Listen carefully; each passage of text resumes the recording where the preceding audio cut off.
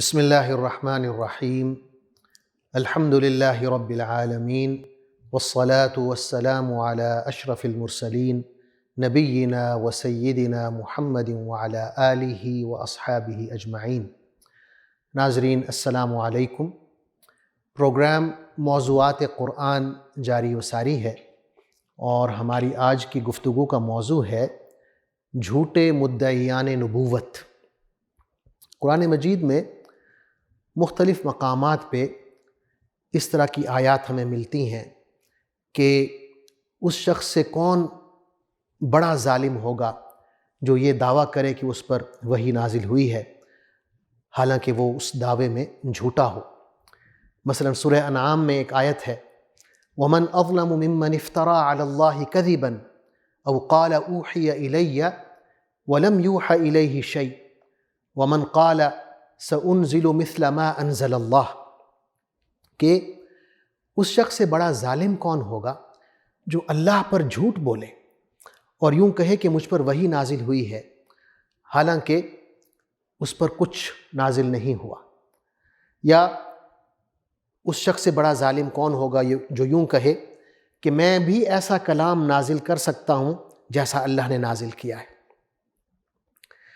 قرآن مجید میں ایک اور مقام پہ سورہ احزاب میں اللہ تعالیٰ فرماتے ہیں ما کان محمد ابا احد من رجالکم ولکن رسول اللہ وخاتم النبیین، کہ محمد صلی اللہ علیہ وسلم آپ کے مردوں میں کسی کے والد نہیں تھے بلکہ وہ اللہ کے رسول اور خاتم النبیین ہیں، یعنی انبیاء کے سلسلے پر مہر ہیں، آخری نبی ہیں، آپ کے بعد کوئی نبی نہیں آئے گا۔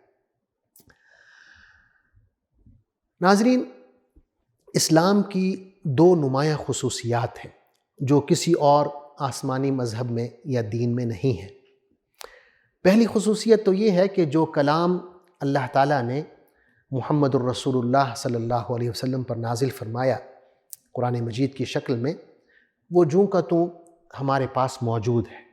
اللہ نے اس کی حفاظت کا خود ذمہ لیا ہے اور یہ خصوصیت کسی اور مذہب میں نہیں ہے، کسی اور مذہب کی کتاب محفوظ نہیں ہے، لیکن اللہ نے قرآن کی حفاظت کا وعدہ فرمایا۔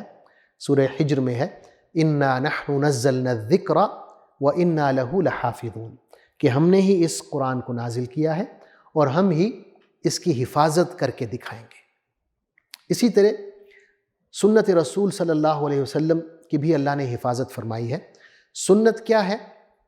رسول اللہ صلی اللہ علیہ وسلم کے اقوال ہیں، آپ کے افعال ہیں، اور وہ اقوال و افعال جو صحابہ کرام نے آپ کے سامنے کیے اور آپ صلی اللہ علیہ وسلم نے ان پر اعتراض نہیں کیا بلکہ خاموشی اختیار کر کے انہیں برقرار رکھا، جیسے اجازت دے رہے ہوں کہ جو آپ کر رہے ہیں میرے سامنے یہ صحیح ہے۔ تو یہ سنت کی تعریف ہے۔ تو اللہ تعالیٰ نے جہاں اپنے کلام کی حفاظت فرمائی وہاں اپنے رسول صلی اللہ علیہ وسلم کی سنت کی بھی حفاظت فرمائی ہے۔ تو سنت رسول دراصل قرآن مجید کی عملی تشریح ہے۔ حضور اکرم صلی اللہ علیہ وسلم کا فرمان ہے الا انی اوتیت القرآن ومثلہ معہ، کہ دیکھو جہاں مجھے قرآن مجید عطا کیا گیا ہے وہاں اس کی ایک مثل بھی، اس جیسی ایک اور چیز عطا کی گئی ہے، سنت کی طرف اشارہ ہے۔ تو بعض لوگ جو ہیں وہ محض بحث و مباحثے کے خاطر کہتے ہیں کہ ہمیں یہ بات صرف اور صرف قرآن سے ثابت کر کے بتائیں۔ تو آپ کبھی یہ چیلنج قبول نہ کریں کیونکہ یہ غلط ہے۔ آپ کہیں کہ جہاں قرآن مجید ایک اصل ہے، ایک مصدر ہے، ساتھ ہی سنت رسول بھی ایک مصدر ہے، اور جو لوگ سنت پر یقین نہیں کرتے وہ از خود قرآن پر بھی یقین نہیں کرتے، کیونکہ قرآن پر عمل کرنا سنت کے بغیر ناممکن ہے۔ کوئی شخص قرآن پر عمل کر ہی نہیں سکتا اگر اس کا ایمان سنت پر نہ ہو، اگر وہ سنت کا منکر ہو۔ تو ہم اپنے موضوع کی طرف آتے ہیں کہ اللہ تعالیٰ نے ان لوگوں کی مذمت کی ہے جو نبوت کا جھوٹا دعویٰ کرتے ہیں۔ ایک حدیث بہت سی کتب میں آئی ہے، سنن ابو داود میں، سنن ترمذی میں، سنن ابن ماجہ میں، مسند امام احمد بن حنبل میں، امام حاکم نے اس کو روایت کیا ہے، اور موجودہ دور کے جو بہت بڑے محدث ہیں شیخ البانی، انہوں نے اس حدیث کو صحیح قرار دیا ہے۔ حدیث یہ ہے، حضور اکرم صلی اللہ علیہ وسلم کا فرمان ہے، اِنَّهُ سَيَكُونُ فِي أُمَّتِي كَذَّابُونَ ثَلَاثُونَ كُلُّهُمْ يَزْعُمُ أَنَّهُ نَبِيٌّ وَأَنَا خَاتَمُ النَّبِيِّينَ لَا نَبِيَّ بَعْدِي، کہ میرے بعد میری امت میں 30 جھوٹے لوگ آئیں گے، ان میں سے ہر جھوٹا شخص یہ دعویٰ کرے گا کہ وہ نبی ہے، جبکہ میں خاتم النبیین ہوں، میرے بعد کوئی نبی نہیں ہے۔ یعنی بالکل واضح کلیئر الفاظ میں رسول اللہ صلی اللہ علیہ وسلم نے ہمیں ختم نبوت کا عقیدہ سمجھا دیا۔ اب تمام امت کا اس بات پر اجماع ہے کہ جو شخص یہ دعویٰ کرے رسول اللہ صلی اللہ علیہ وسلم کے بعد کہ وہ نبی ہے، تو وہ نہ صرف یہ کہ جھوٹا ہے بلکہ کافر ہے اور واجب القتل ہے، اس پر مقدمہ چلایا جائے گا، اور جو جج مناسب سمجھے گا اسے ظاہر ہے اپنے دفاع کا موقع دیا جائے گا، لیکن اگر اس پر یہ جرم ثابت ہوتا ہے کہ اس نے نبوت کا جھوٹا دعویٰ کیا ہے تو وہ اس کی سزا موت سنائی جائے گی۔ یہ بات بھی ہمیں سمجھنی چاہیے کہ یہ جو گناہ ہے نبوت کا جھوٹا دعویٰ کرنا، اس کی مختلف قسمیں ہیں۔ ایک تو سمپل یہ ہے کہ کوئی شخص نبوت کا جھوٹا دعویٰ کر دے، کہے کہ میں نبی ہوں۔ دوسرا یہ ہے کہ کوئی شخص کسی نبی کے ساتھ اپنے آپ کو شریک ٹھہرا دے، کہے کہ بھئی جیسے وہ نبی ہے میں بھی اس کے ساتھ نبوت میں شریک ہوں، جیسے مسیلمہ کذاب نے کہا کہ اس نے یہ دعویٰ کیا کہ وہ محمد الرسول اللہ صلی اللہ علیہ وسلم کے ساتھ نبوت میں شامل ہو گئے، تو یہ ایک جھوٹا دعویٰ تھا، لیکن یہ ایک قسم ہے نبوت کے جھوٹے دعوے کی۔ ایک قسم یہ ہے کہ کسی جھوٹے مدعی نبوت کی تصدیق کرنا، یعنی ایک شخص ہے وہ رسول اللہ صلی اللہ علیہ وسلم کے بعد نبوت کا دعویٰ کر رہا ہے اور دوسرا شخص اس کی تصدیق کر رہا ہے، اس کو سچا مان رہا ہے، تو یہ شخص بھی کافر ہو جائے گا۔ یا ایک قسم یہ ہے کہ انسان یہ عقیدہ رکھے کہ حضرت محمد صلی اللہ علیہ وسلم کے بعد کسی نبی کے آنے کا امکان ہو سکتا ہے۔ اگر کوئی شخص یہ عقیدہ رکھتا ہے تب بھی وہ دین سے خارج ہو جاتا ہے، اسلام سے خارج ہو جاتا ہے۔ یا کوئی شخص یہ عقیدہ رکھے کہ یہ جو منصب نبوت ہے یہ بہت زیادہ عبادت کرنے سے، محنت کرنے سے، ریاضت کرنے سے حاصل ہو سکتا ہے، یہ بھی عقیدہ کفر ہے، کیونکہ یہ غلط ہے۔ اگر آپ جتنی مرضی عبادت کریں، آپ اللہ کے ولی تو بن سکتے ہیں لیکن نبی نہیں بن سکتے، کیونکہ یہ صرف اور صرف اللہ کا اختیار ہے کہ وہ جس کو چاہے نبوت عطا کرے۔ اللہ تعالیٰ فرماتا ہے اللہ اعلم حیث یجعل رسالتہ، کہ اللہ کو زیادہ پتہ ہے کہ اس نے اپنی رسالت، اپنی نبوت کس شخص کو، کس ذات کو عطا کرنی ہے۔ اور اللہ نے یہ بھی واضح کر دیا کہ حضور اکرم صلی اللہ علیہ وسلم کی تشریف آوری سے نبوت کا جو سلسلہ ہے وہ ختم ہو گیا ہے، اس پر مہر لگ گئی ہے، وہ سیل ہو گیا ہے۔ اس کے بعد حضور اکرم صلی اللہ علیہ وسلم کی نبوت کے بعد کسی کی کوئی نبوت نہیں ہے، وحی کا سلسلہ ختم ہو گیا۔ ناظرین، ہمارا عقیدہ ہے کہ اسلام میں داخل ہونے کا صرف ایک دروازہ ہے، اور وہ ہے کلمہ طیبہ، لا الہ الا اللہ محمد الرسول اللہ۔ لیکن اسلام سے باہر نکلنے کے بہت سارے دروازے ہیں۔ مثلا یہی جو ہمارا موضوع ہے آج کا، کہ نبوت کا جھوٹا دعویٰ کرنا یا جھوٹے مدعی نبوت کی تصدیق کرنا، اس پر ایمان لے آنا، یا ختم نبوت پر ایمان نہ ہونا، یہ سارے جو عقائد ہیں باطلہ، یہ انسان کو دین سے خارج کر دیتے ہیں۔ سن 9 ہجری، رسول اللہ صلی اللہ علیہ وسلم کی سیرت کے حوالے سے بات ہو رہی ہے کہ سن 9 ہجری ایک ایسا سال تھا جس میں تمام جزیرہ عرب سے جتنے بھی قبائل تھے انہوں نے اپنے اپنے وفد بھیجے مدینہ میں، کیونکہ رسول اللہ صلی اللہ علیہ وسلم کو فتوحات نصیب ہو چکی تھیں، غزوہ بدر، غزوہ احد، غزوہ خندق، غزوہ حنین، فتح مکہ، غزوہ خیبر، غزوہ تبوک، یہ سارے غزوات ہو چکی تھیں۔ اللہ نے مکہ کی فتح کر دی تھی، طائف فتح ہو گیا تھا، خیبر فتح ہو گیا تھا۔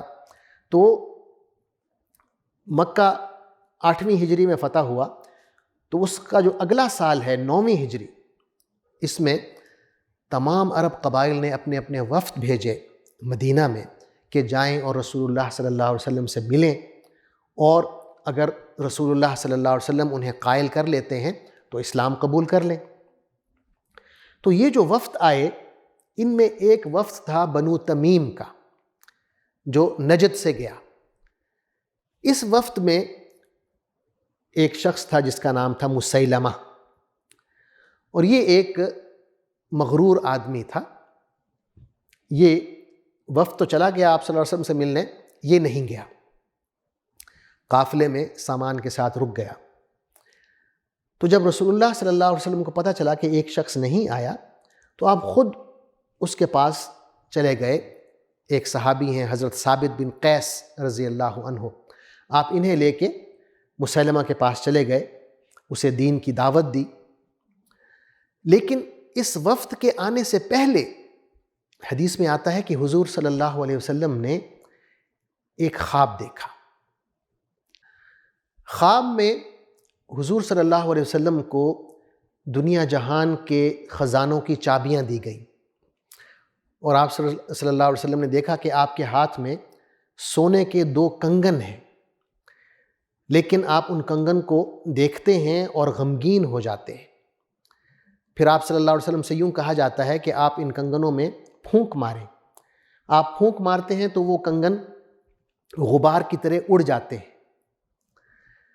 آپ صلی اللہ علیہ وسلم اس خواب کی یوں تعبیر کرتے ہیں کہ یہ 2 جھوٹے مدعیان نبوت ہوں گے جو اس امت میں آئیں گے، اور بعد میں پتہ چلا کہ ایک تو یہی شخص تھا مسیلمہ کذاب، اور دوسرا شخص یمن میں تھا، صنعاء میں، اس کا نام اسود عنسی تھا۔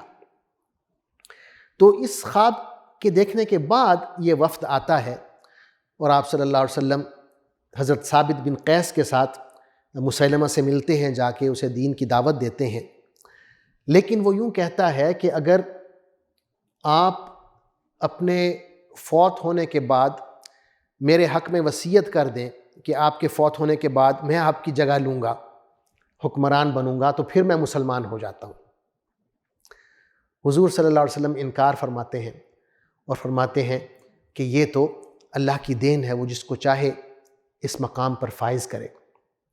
بہرحال وہ واپس چلا جاتا ہے، اسلام قبول نہیں کرتا۔ آپ صلی اللہ علیہ وسلم یہی کہہ کے واپس آ جاتے ہیں کہ یہ میرے صحابی ہیں ثابت بن قیس، اگر تم نے کوئی سوال کرنا ہو تو ان سے کر لینا۔ اس کے بعد اگلا سال جو ہے اس میں 1.5 سال کے اندر ہی حضور صلی اللہ علیہ وسلم کا وصال ہو جاتا ہے، اور حضرت ابوبکر صدیق رضی اللہ عنہ کی خلافت میں جب بہت سے قبائل مرتد ہو جاتے ہیں زکوٰۃ کے ایشو پر، تو یہ جو شخص ہے مسیلمہ، یہ بھی بہت طاقت پکڑ لیتا ہے، اس کی قوت میں اضافہ ہو جاتا ہے، بہت بڑا لشکر یہ بنا لیتا ہے، 40,000 کے قریب اس کے بندے اکٹھے ہو جاتے ہیں مختلف قبائل سے۔ تو خلیفہ اول حضرت ابوبکر صدیق رضی اللہ عنہ حضرت خالد بن ولید رضی اللہ عنہ کی قیادت میں ایک لشکر بھیجتے ہیں، اس سے جنگ ہوتی ہے اور یہ قتل ہوتا ہے۔ ایک صحابی ہیں حضرت وحشی رضی اللہ عنہ، وہ اسے قتل کرتے ہیں۔ دوسرا جو جھوٹا مدعی نبوت تھا اسود عنسی، جو صنعاء میں تھا، اس کے بارے میں یہ ہے کہ وہ رسول اللہ صلی اللہ علیہ وسلم کے جو گورنر تھے یمن میں، انہیں قتل کر دیتا ہے، اور خود یمن کا حکمران بن کے بیٹھ جاتا ہے، نبوت کا دعویٰ بھی کرتا ہے، اور رسول اللہ صلی اللہ علیہ وسلم کے وصال سے 1 دن پہلے اس شخص کو قتل کر دیا جاتا ہے۔ تو رسول اللہ صلی اللہ علیہ وسلم خوشخبری دیتے ہیں صحابہ کو کہ اسود عنسی جو ہے وہ جہنم رسید ہو گیا ہے، قتل ہو گیا ہے، اور اگلے دن آپ صلی اللہ علیہ وسلم کا وصال ہو جاتا ہے، لیکن یمن سے خبر جو ہے وہ تقریباً 1 مہینے کے بعد پہنچ رہی ہے، کیونکہ فاصلہ بہت لمبا تھا۔ تو خلافت صدیق میں یہ خبر مدینہ پہنچتی ہے۔ تو یہ 2 جھوٹے مدعی نبوت تھے۔ ایک خاتون تھی جس کا نام سجاح ہے، اس نے بھی نبوت کا دعویٰ کیا، اور اس نے جا کے نجد میں مسیلمہ کذاب سے شادی بھی کر لی۔ اس طرح چند اور بھی آتے ہیں جنہوں نے نبوت کا جھوٹا دعویٰ کیا۔ زمانہ جدید میں ہم دیکھتے ہیں کہ ایک قادیان سے بھی ایک فتنہ ابھرا، وہاں ایک صاحب تھے غلام احمد قادیانی، انہوں نے بھی نبوت کا دعویٰ کر دیا۔ یہ شخص 1839 میں قادیان میں پیدا ہوا۔ قادیان ایک چھوٹا سا قصبہ ہے بھارتی پنجاب میں، اور 1839 میں یہ پیدا ہوتا ہے۔ 50 سال کی عمر میں تقریباً 1890 میں یہ نبوت کا دعویٰ کرتا ہے۔ پہلے یہ دعویٰ کرتا ہے کہ یہ مجدد ہے، مہدی ہے، پھر حضرت عیسیٰ علیہ السلام ہونے کا دعویٰ کرتا ہے، بعد میں خود نبوت کا دعویٰ کر دیتا ہے۔ علماء حق جو ہیں اس زمانے میں وہ اس کا مقابلہ کرتے ہیں، اس سے مناظرے کرتے ہیں۔ ان میں مشہور نام جو ہیں مولانا ثناء اللہ امرتسری ہیں، مولانا انور شاہ کاشمیری رحمۃ اللہ علیہ ہیں۔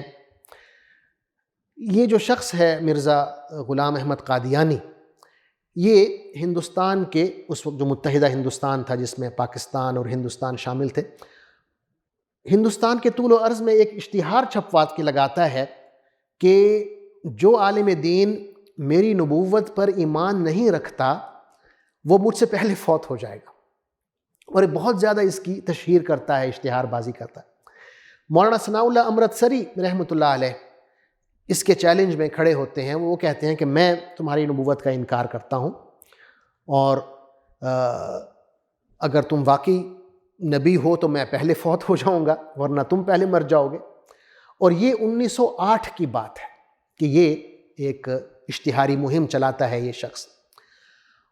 اور ناظرین اللہ کا کرنا دیکھیں کہ 1908 میں ہی یہ فوت ہو جاتا ہے مرزا، اور مولانا ثناء اللہ امرتسری اس واقعے کے 40 سال بعد تک زندہ رہتے ہیں۔